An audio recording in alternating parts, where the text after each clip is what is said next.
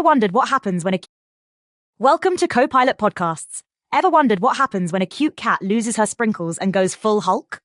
Today, we're diving into Snipmates, a fascinating episode of Littlest Pet Shop that combines fashion drama with pet psychology. By the end of this episode, you'll understand how this unique story came together and why it matters in the show's history. And what an episode it is. It originally aired on January 9th, 2016, as the 11th episode of Season 4. That late in the show's run must have been pretty special. Oh, absolutely. It was actually the 89th episode overall, and it came during what would turn out to be the final season of the series. Let's break down the main plot. What's happening with our protagonist Blythe? Well, Blythe finds herself competing on a fashion reality show called Snipmates, where she faces off against McKenna Nicole, who's incredibly competitive. Wait, McKenna Nicole, wasn't she in previous episodes? Yes. This was actually her second appearance since Season 2, which makes it pretty significant for continuity. And what about this sugar sprinkles situation? That sounds interesting. Oh my goodness, yes. So while all this fashion drama is happening, Sugar Sprinkles, one of the pets, loses her sprinkles and completely loses it. Loses it how? She actually goes into this incredible Hulk-like rage state.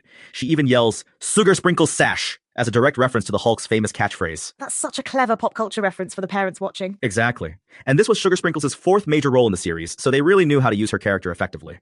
Let's talk about the amazing voice talent behind these characters. The cast is incredible. Ashley Ball voices Blythe Baxter, the main character. And who brings Sugar Sprinkles to life? That would be Kelly Metzger, who does an amazing job with both the character's usual personality and her less sprinkled moments.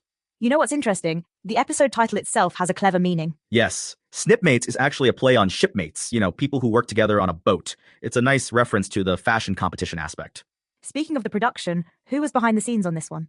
The episode was written by David Shane, with Joel Dickey as supervising director and Steven Garcia directing. And there was a song in this episode too, right? Yes, there was. The episode featured a song called Pain and Suffering.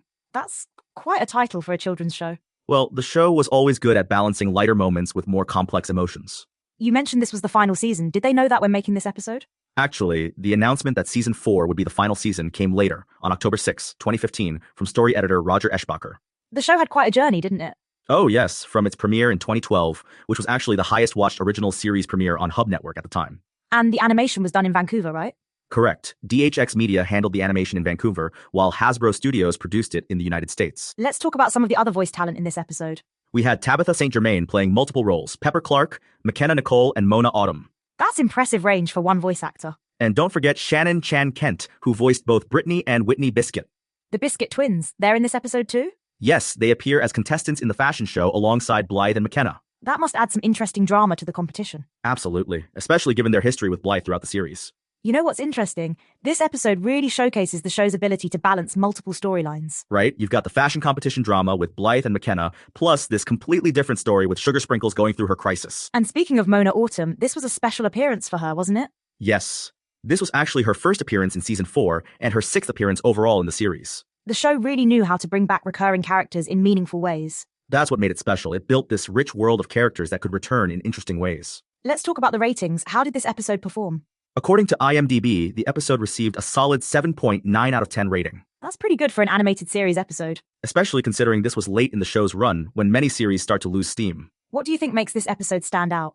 I think it's the combination of bringing back familiar characters like McKenna and Mona Autumn, while also giving us this completely unexpected Sugar Sprinkles storyline. Plus, that Hulk reference must have been fun for the writers to include. Oh, definitely. It shows how the show could appeal to both kids and parents with different layers of humor. And the fashion show aspect, that's something the series had done before, right? Yes, fashion was always a key element given Blythe's character, but this episode put a fresh spin on it with the reality show format. The show really knew how to keep things fresh, even after 89 episodes. That's what made Littlest Pet Shop special. It could take familiar elements and combine them in new and surprising ways. So when you step back from everything we've discussed, what makes Snipmates significant?